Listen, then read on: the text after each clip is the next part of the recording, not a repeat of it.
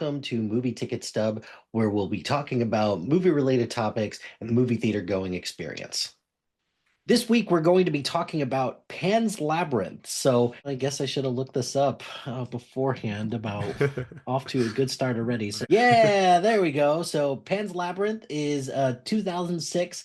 My God, 2006. This movie's almost 20 years old. This really Want bums want to me. want to feel really old, Mike? I was 3 years old when this movie came out. God, I almost want to stop the recording right now, but I'm not going to. But, anyways, we're talking about Pan's Labyrinth. It is the Guillermo del Toro movie. It is about it. The premise of this is in 1944, Spain, a girl is sent to live with her ruthless stepfather. During the night, she meets a fairy who takes her to an old faun, and he tells her that she's a princess but must prove her royalty by surviving three gruesome tasks.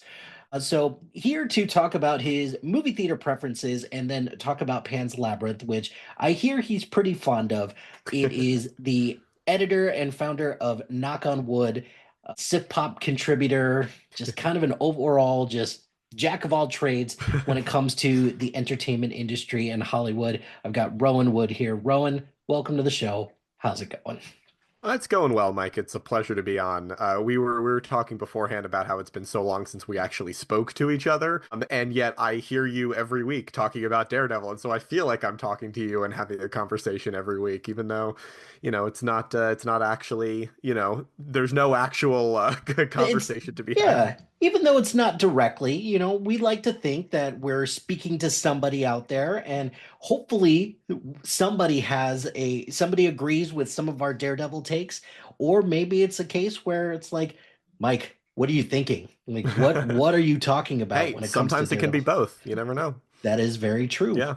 So I invited Rowan on because, correct me if I'm wrong, Pan's Labyrinth is your favorite, if not one of your favorite movies. It is, it's long been like ever since I had an idea of what like favorite movies were, like because I was, I've been watching movies my whole life, but I really, really got into movies in high school. Mhm. And Pan's Labyrinth was like one of those movies that I saw early on in my obsession that just floored me in a way that I hadn't really been floored before. And I think those feelings have carried over every subsequent time I've watched it. And that really like that made it instantly like my favorite movie. And I've just always said it's my favorite movie because it's like that's a really hard thing to qualify. But also, Pan's Labyrinth is such an incredible film that I admire from every angle, and so there's no reason that I shouldn't say it's my favorite movie. I also think it's a pretty fun pick. Like, I feel like not Mhm. a lot of people, I know it's fairly well known in terms of movies, and like there are more obscure movies that I could say, but I just think that that is a really cool pick for a favorite movie. So I've just been saying it for years. I absolutely agree with you because when I went to go see it, I got to see it in theaters. I had to drive about 45 minutes from my college town to go see it because it wasn't playing in our local theater. But it checks all the things that I was looking for in a movie theater going experience. It checks the spectacle, it checks an invigorating story, and man, it is way more gruesome than I thought it was going to be, which we'll Hmm. talk about a little bit later. But Yeah. before we talk about Pan's Labyrinth, I want to talk to you a little bit about your movie theater preferences, I guess. And then also just you've worked at a movie theater as well. I So did. just any fun stories that you have there. So let's start with this. When you're looking to go pick or go watch a movie in a movie theater, what's the first thing that you look for? Is it distance? Is it price? Is it availability of a particular movie? What is it? What's the first thing that you look for when it comes to a movie theater if you're looking to watch a movie? It's honestly like, I mean, that's changed over the years, of course, as I've, gained more independence and, like wherewithal to get to a movie theater by myself. Because that is, I like, for those of you who don't know and can't see me and don't know me, I am like a young person and have not, like had my driver's license, like I've had my driver's license since like 2019. And so that is not a super long time to have it. And of course, the world changed very much just in that just a time little frame, bit. Yeah. just a little bit. And so honestly, I think the thing that's carried over through all that time is like and this is gonna sound like a dirty word like in this context, but like convenience. And I feel like That's the word I don't think that's convenience, dirt. I don't think that's dirty at all. I think right. that makes I sense. I feel like you could interpret it as me, like not really caring about any part of this process, and I do. I care very much about this process. But I grew up on Cape Cod, which is a like there are not too many movie theaters there. And it's, not super easy to, like, if you want to see, limited run qualifier movies that are playing for Oscars, you're not going to find them there. And that's why part of why I love living in LA. Hmm. But basically, like when I was living there, growing up, it was really, if there's a movie playing, like wide release stuff, all of that came to a couple different theaters. But it's really like, is there a time that works? Is it playing at one of the theaters? Like, do I have a way to get there? And it's those three things really.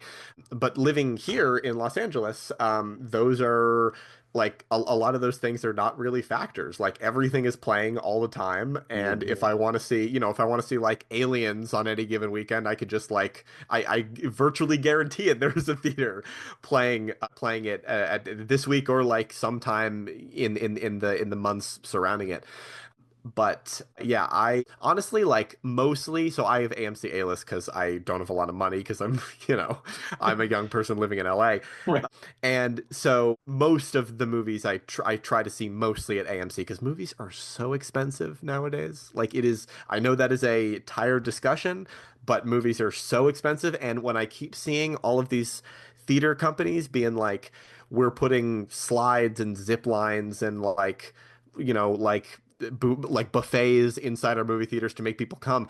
I just keep circling back to like just knock $10 off the ticket price. Movies should be no more than like $15. Hmm. And like the fact that to see a movie in, at an AMC is like 21 or $22, like a regular Yeah, I, movie, I was about to say that's crazy.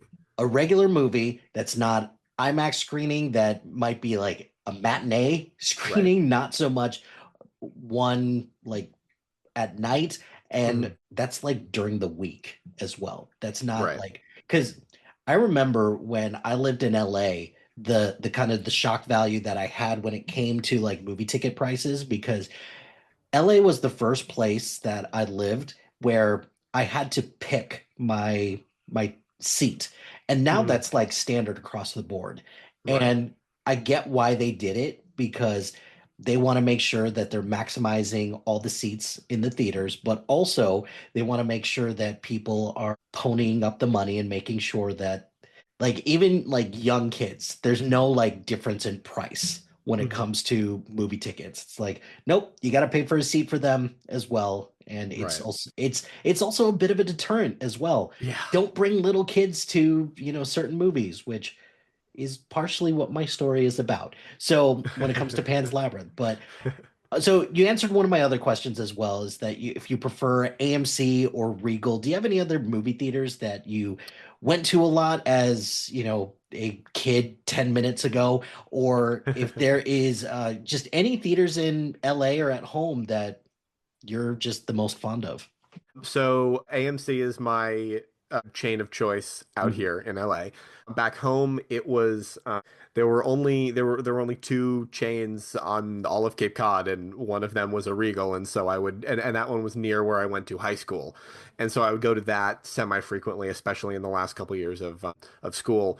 But I have always loved independent theaters. I think independent theaters are so fun to go to, and even like quasi-independent theaters, like local chains or like little groups that are spread across like a regional area. Mhm. My favorite indie theaters, I mean, we'll get there very soon, but I worked at a movie theater for almost a decade in my hometown of Chatham called the Chatham Orpheum Theater. It's an amazing place and I love it so much, and I always go whenever I visit home. And out here in LA, I want to shout out the Arrow Theater. That's one of the three American Cinematheque theaters that I've gone to a bunch of times. I'm going to a screening of I don't know when this is coming out, but I'm going to a screening of Drop there a week from today, which I'm very excited about.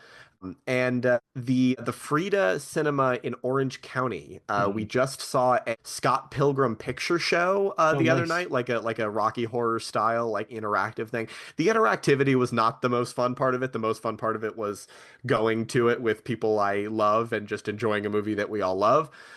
But like they have just a really amazing slate of programming. They're doing a Scooby-Doo marathon of the 2002 and 2004 movies for the weekend of 420, which I think is incredibly fun. I'm gonna Hmm. try to go.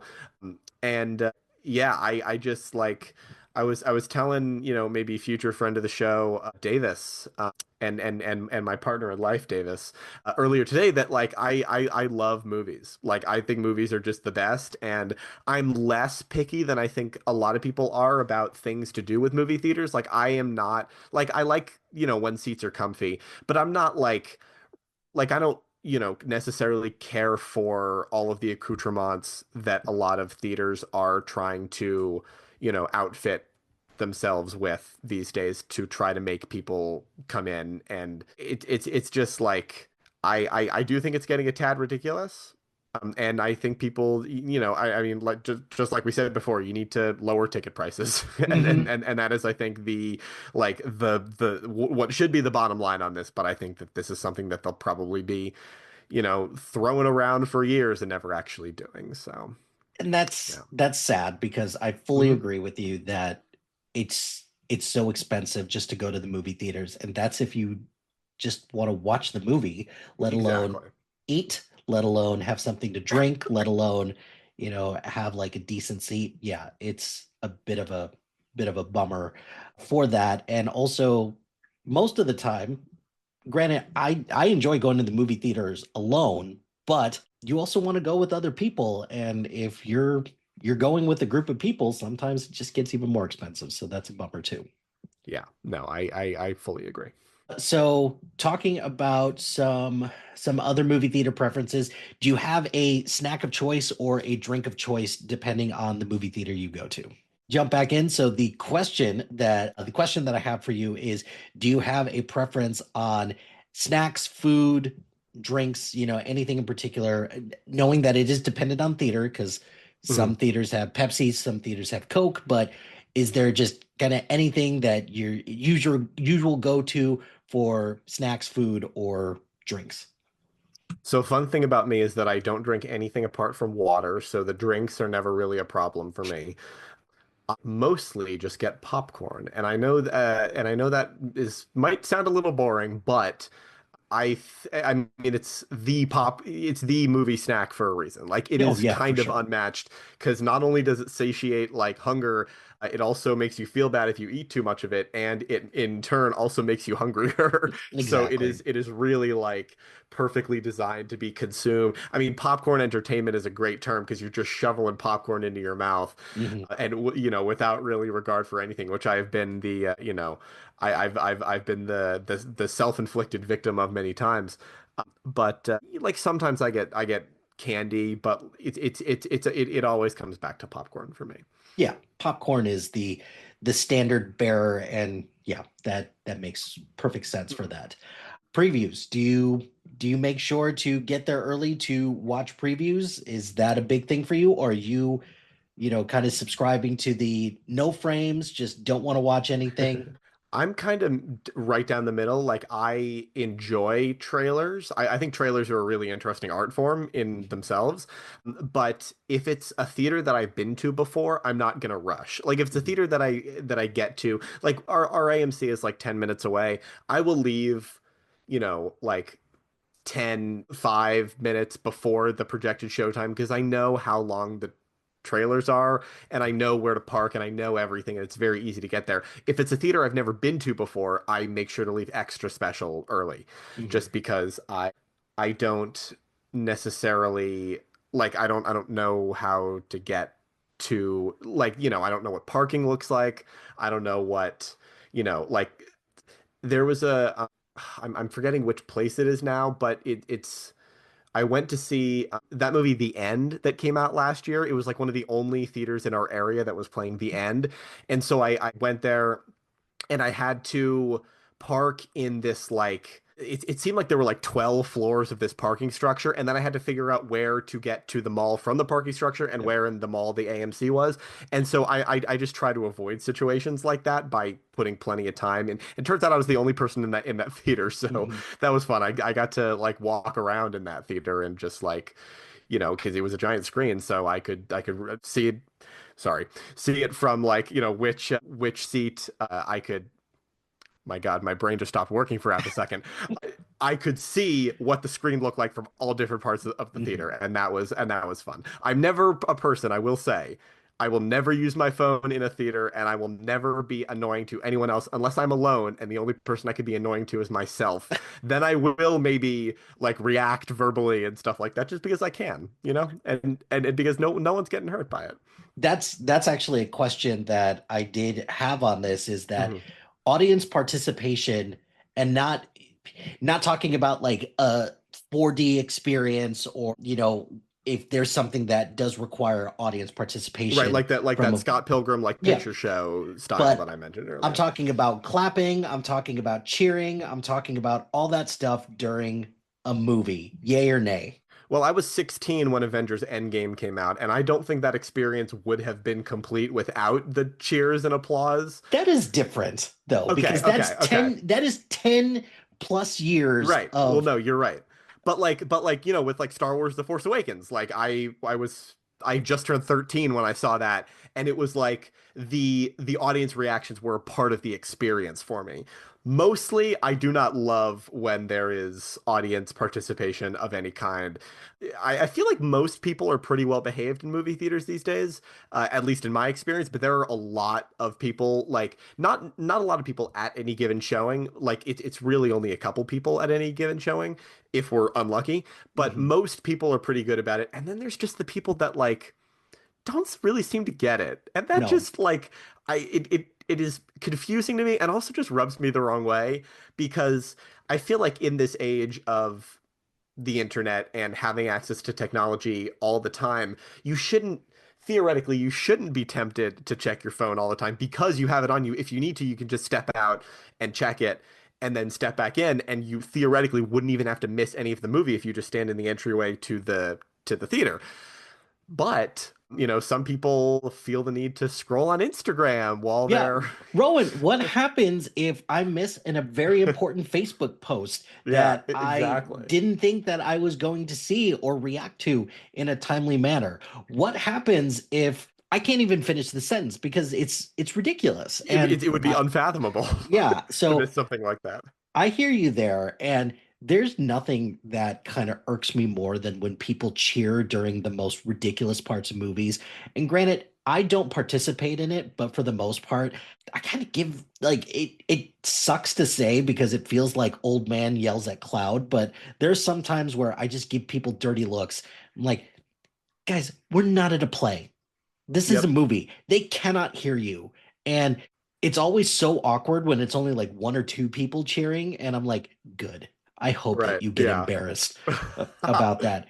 It's it's slightly different when it's a kids movie because you Yes. expect that type of stuff from kids. And granted, for the most part, that is the only type of movie that I do see in theaters nowadays is kids movies. So I've kind of grown a little bit to expect it, so no big deal there. But when it's adults, like I don't need an adult screaming like when like the killer is revealed in Scream 4. Yeah. Somebody like shouted at the theater and I'm just like, dude, shut up.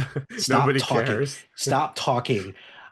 I do have to say, Davis and I saw Ant-Man and the Wasp: Quantumania opening night, and it was everyone in the theater was entirely respectful except for a group of, I think, maybe teenagers in the back. I like they might have been a little younger than that. They were being incredibly annoying. Davis thought it was funny. I was very annoyed by it. But there was one moment that I thought was very funny.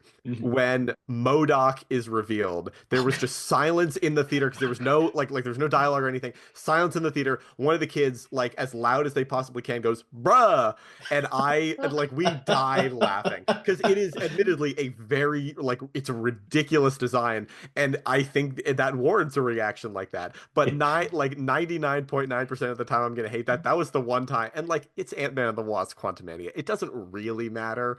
Right. And of course that's opening a whole other can of worms into what movies do demand a Exactly. reaction based on their quality, but It's yeah. it's like that 1 out of 100 type of Right, thing where, it exactly. just hits you at the right place, right time, and it's all good. It's perfectly acceptable with that. Yeah. You mentioned you mentioned kind of I think a movie hot take or movie theater hot take was that they need to lower their prices, even though it shouldn't be a hot take I was about to say, yeah. because absolutely the cost of tickets and also I dare I say the cost of concessions is getting out Yeah, of control as well, even though I know full hand that movie theaters make a ton of money off concessions as well. right. I mean, there's really, especially for chains, there is no reason for these concessions to be as much as they are because they're not going to lose money if they knock a couple of dollars off the popcorn. That's true because Yeah. at my local Marcus Theater, which is my go-to theater, Mhm. I hate it because my car's been broken into there, Oh, but really? it's the closest theater that I have. And kind of one of the things that I do look for is how long it's going to take me to get there because I don't know what parking's going to look like, but Right.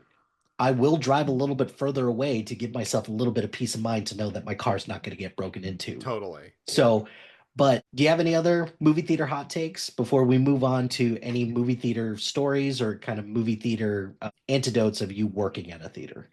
Not really. I just think that people make such a big deal out of everything in Mhm. movie theaters, and I do think a couple of things deserve the big deal, like people talking or being on their phones. I think that deserves all the attention it can get on like eliminating that problem.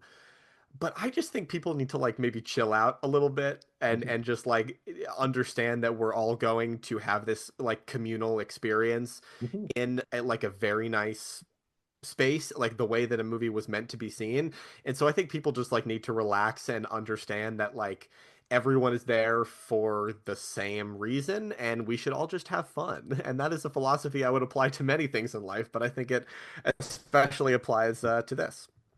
Just have fun. Just have fun. I know it's an alien concept to a lot of people these days. That's just breaking new ground here, Yeah, I know. Rowan. So good stuff. Yeah, So you worked at a theater for a while, and I did. I kind of look at my time working at a movie rental place. I'm assuming very similarly as how you view working in a movie theater because Probably. there's challenges, Hmm. obviously, because they're one of the things that I struggled with a lot working at a movie rental place is that everybody assumes that you know every single movie out there. And when they describe it to you, it's like the guy that did the thing and then the other thing happened. I'm like, that you've described like every single movie out there. You need to be more specific. See, I was a little luckier on that front because, we only like we advertised, movie theaters advertise, at least the one that I was at, like very transparently, here's what we're showing right now. But then there were a bunch of people that would, come in occasionally and be like, are you going to get this movie with this actress? And I would say, like, she's in four things this year, and they would not be happy about that.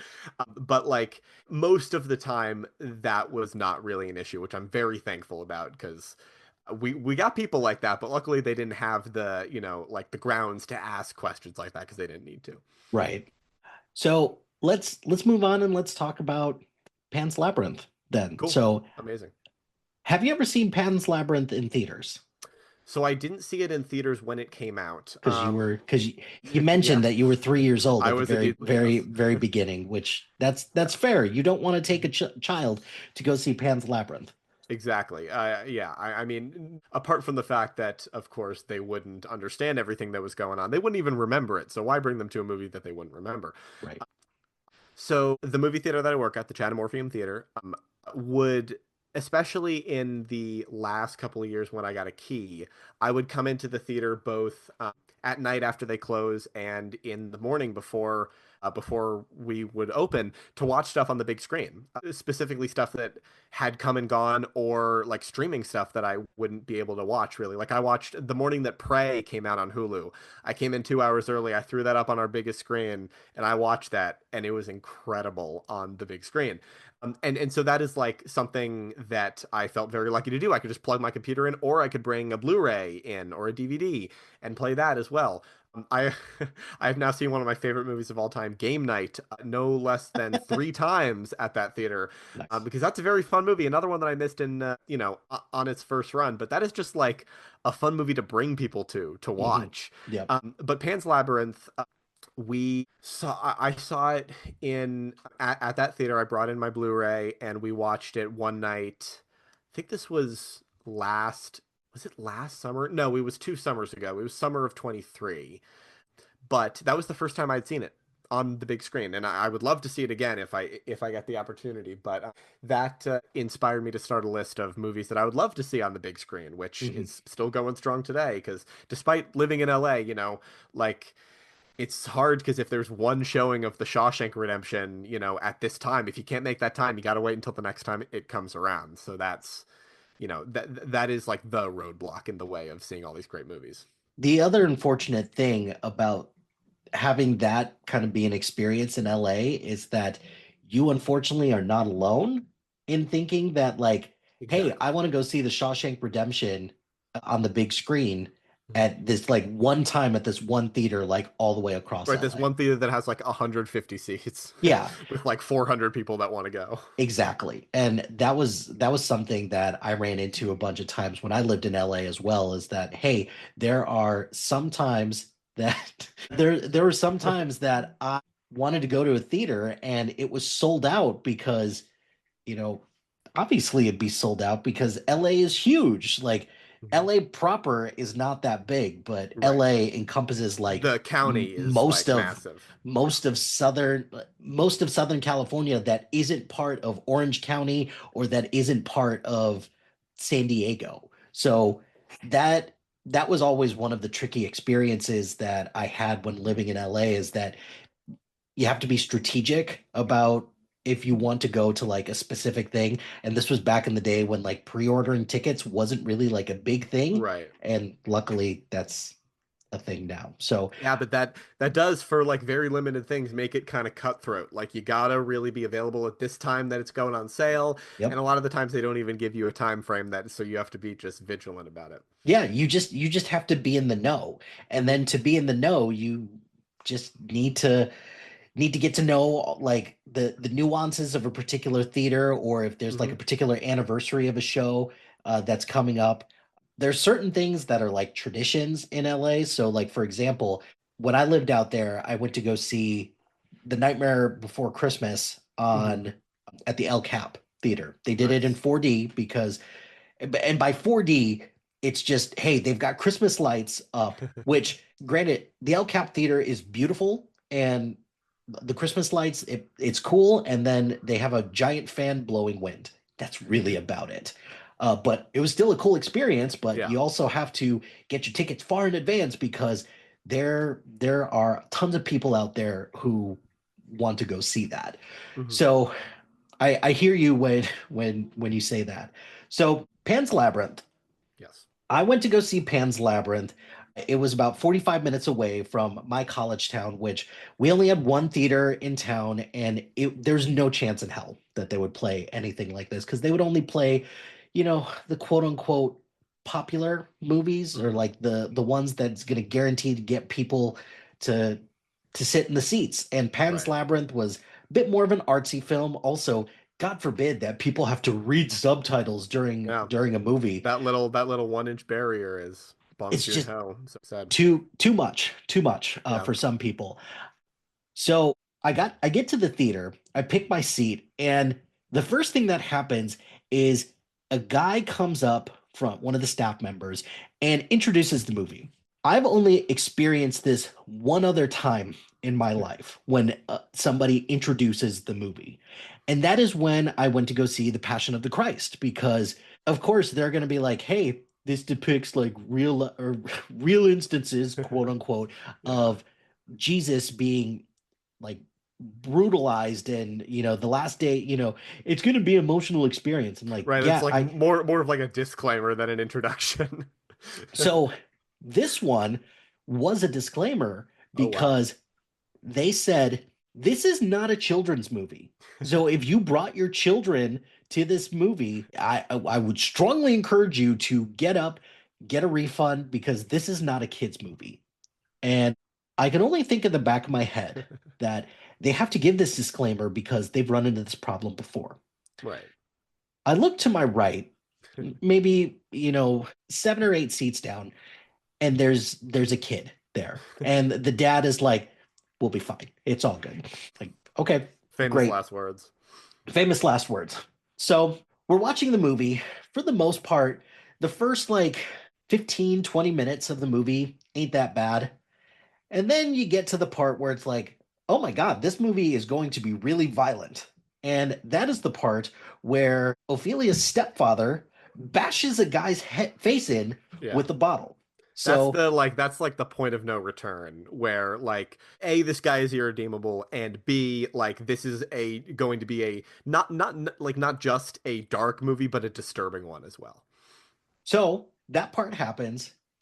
That kid starts screaming and bawling. And then the dad immediately takes this kid out of the theater. And then a couple seconds later, 6 other kids start screaming as well because they've just witnessed something that is going to scar them forever. Of A course. guy's face being bashed in. Right.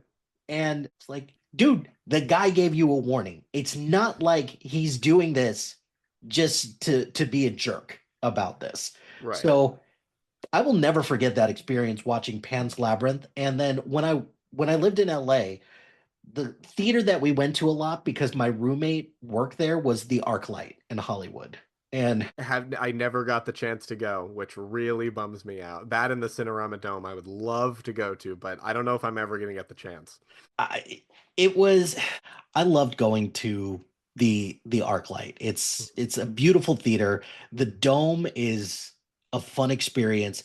Not the best for 3D because we saw Avatar, like the Oh my first one God. there, Yeah. and it's a cool experience, but it's a little weird and it's a little jarring. But Mhm. I've seen plenty of like I saw Black Swan there. I saw Nice. I saw Inglorious Bastards there, and that's fun. That's a really great experience.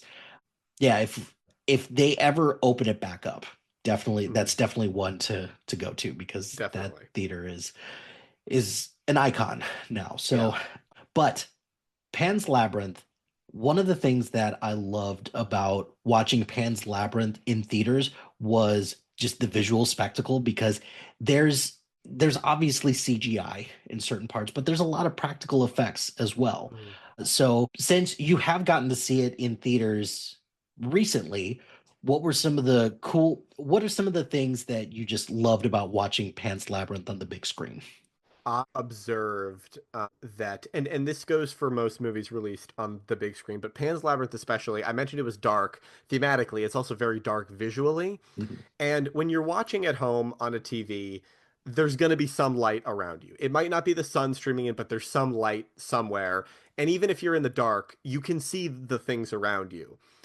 In a movie theater, like everything is black except for the screen and the light coming from the screen.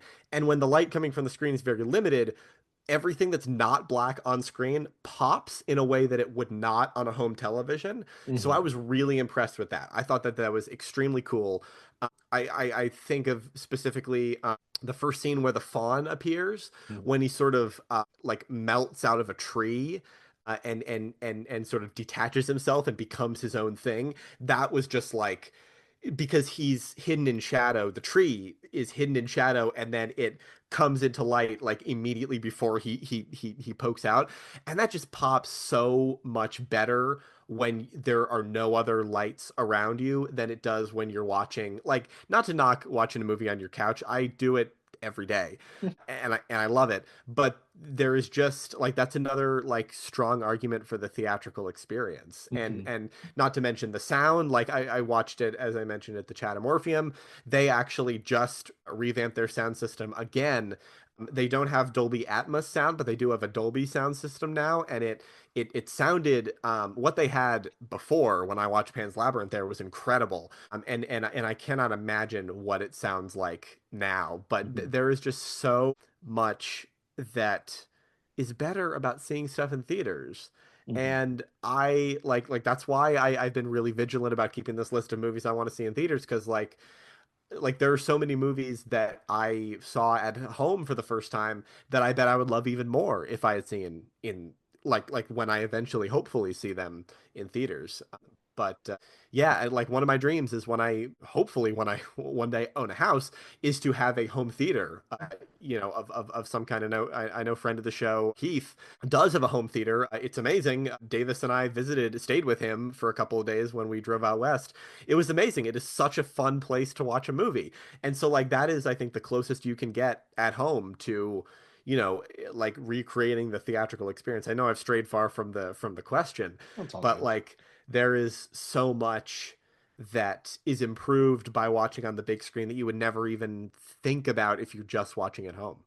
I'm glad that you mentioned the sound because there's a couple instances where the sound really pops uh, in a movie theater. And look, you can have the best sound system that you can for a home theater. It's still not going to compare to some of the loud shriek of the mandrake is Mhm. just so much more elevated when you're seeing it in a movie theater Right. because it's so loud, it's so shrieking, especially when it's on fire. It's really loud. But then the part also with the faceless guy, and just his eerie movements, and And just like like otherworldly shrieks and mhm. like yeah, oof. Yeah, It's just really excellent design visually and orally. yeah. So what else can we talk about with Pan's Labyrinth?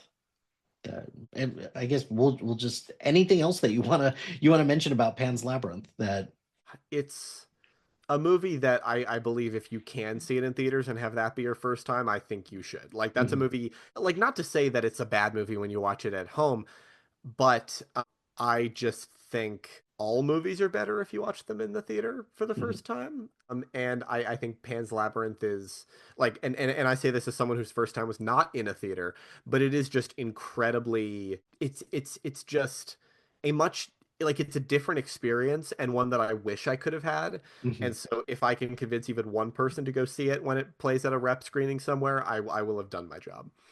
So as somebody who I have to be a little bit more selective about the movies that I see in theaters, Of one of course. the big things that is a selling point for me to go see a movie is that it does need to feel a little bit larger than life.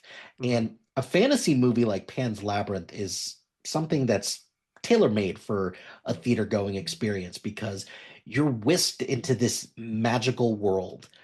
It's a fucked up world, but it's also super magical. So Right. that is something that I know for me when I look for something to go see at the theaters because, like we talked about, it's expensive and time, unfortunately, is tricky to come by when it Hmm. comes to the movie theater going experience as well. There's something about being whisked away into this fantastical world that I know I really enjoyed when I saw it in theaters.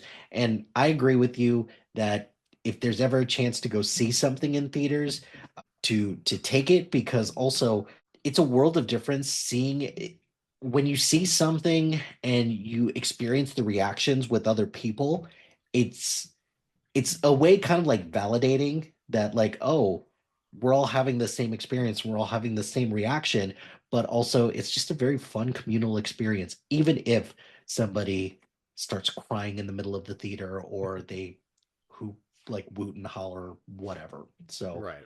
so Yeah. there is that. Rowan, do you want to what are last question I have for you before Yeah. I'll get you out of here. What are some other movies that are on your list of ones that you want to see in theaters? Let's find out. I know all of the Star Wars movies I haven't seen in theaters are on there, which is, let me see, movies I want to see in a theater. The Star Wars movies that are on there are the original and Return of the Jedi. I've seen all the other ones in theaters, and yeah, the Empire Strikes Back is only not on here because I saw a concert version, and that was essentially a theatrical version. Yeah. But I have all of the Cornetto trilogy on there. I have Wally. I never saw Wally in a theater, at least that I know of. If I did, I do not remember it. All That Jazz. I don't know if you've seen have you seen All That Jazz? Yeah. I cannot imagine how hard that movie would go in a theater. Hmm. Because I have to say, when you're at home, there is always, even if it is in another room, there is always the pull to look at your phone. Yep. Always. Even if you are so into a movie, it is omnipresent, even if you are so fully dedicated to it. That is always the thing, always. And that is just the world we live in, and it sucks and I hate it. But it is how it is. All That Jazz, a movie that I tried very hard not to look at my phone during when I saw it for the first time. I think it would be incredible in a theater. And I'll just rattle off a couple more. Watchmen, Zack Snyder's Watchmen, I like more than the average person. Schindler's List, I rewatched that recently. One of my all-time favorites, I think. Hmm. A movie that I think its power would be like multiplied by 10 in a theater. And The Princess Bride. Love The Princess Bride. And these are just a couple of my. There are currently 36 movies on the list. If I sat down and expanded it, I'm sure it would be more. Hmm. But yeah, like these are like there are so many movies that I think I would just love all the more. Like Hmm. even not love, but just like appreciate all the more if all of those if like every single aspect was isolated, which I feel like it is in the movie theater. Like that is Hmm. what it's all you have to focus on. You appreciate it more, even if it's a movie that's not great. It is like infinitely amplified by the theatrical experience, and that's why we should keep movie theaters around. Exactly. Yeah. Who was it? Sean Baker said that Hmm. pretty spectacularly at the Oscars this year. Yeah. Keep the movie theater experience alive, but that starts with lowering prices on things and, just upgrading on certain things just to make the experience all the more comfortable for Exactly. people. So, Yeah. Support your local indie cinema too. I worked at a two-screen indie cinema for 8 years, and it mhm, was like it was the first job I ever had, and it was the best job I've ever had. And I loved it so much. And just like remember that those people who are working there, a lot of them love movies, and a lot of them are excited to, to get you into the theater. So mhm, like support these places and so they can keep on surviving, like mhm, that's my dad is the editor of our local like you know newspaper, and so I'm very dialed into like journalism. Print journalism is so rare, and it's like we need to protect it, and I think the same is true with the indie cinema experience. And I'll give you a cheat here. Indie cinemas often have lower ticket prices than any chains, mhm. so even more of an incentive to go there. That is very true. And around me there is one kind of like independent theater, like a small like two-screen theater. The other one shut down event, unfortunately. And that sucked because that was always a fun place to go. And I was looking forward to taking both my daughters there, but Mhm. that one theater closed. The other one I still have a chance because that was the theater that saw like a bunch.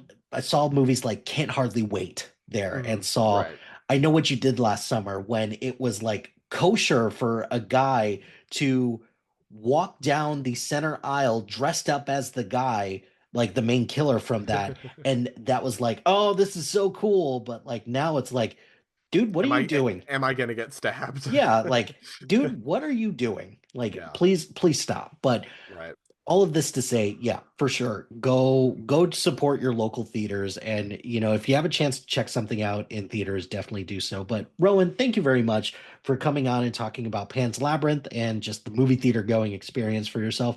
Do you have anything that you want to plug? And where can the people find you if they want to continue the conversation and read some of your excellent articles that are on your website? Well, that's very kind of you to say. You can find most of my writing a lot of the time at Knock on Wood Film. That is Knock on Wood, my website that many of our friends and fellow podcast hosts and guests are Mhm. also involved in.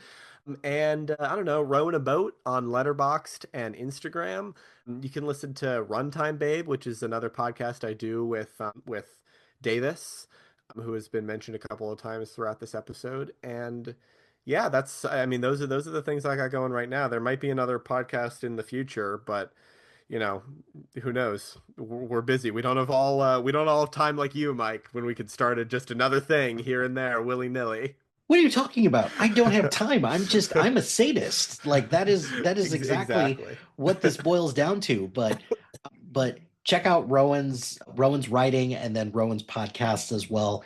Oh, Um, and franchise Paradiso, of course. I can't believe I, with friends of the show Foster and Heath, I feel like I should be like properly admonished for not remembering that earlier. That's should be in our even by the time this episode comes out, nearing the end of our second season. So we're closing, we're winding down on that. But those are my two podcasts right now. so check out all of Rowan's podcasts and articles on Knock on Wood. And again, thanks a lot and great to see you, man. Of I'm course. glad everything's going Thank well you. in LA. Yeah, thank you. It's good to see you as well. That's going to do it for this episode of Movie Ticket Stub. Be sure to like, rate, and subscribe to anything and everything SPDM Crew wherever you get your podcast. Join us on social media on Facebook, Instagram, X Threads, YouTube, LinkedIn, and Blue Sky at SPDM Crew. Check out our website at spdmcrew.com. Check out the other shows on our network. We're really proud of the content that everyone's making. So please check out the other shows and continue to support the crew. And if you've got a podcast idea or you're interested in being part of the SPDM Crew as a guest or collaborating, email us at spdmcrew@gmail.com. And now let's let the credits roll.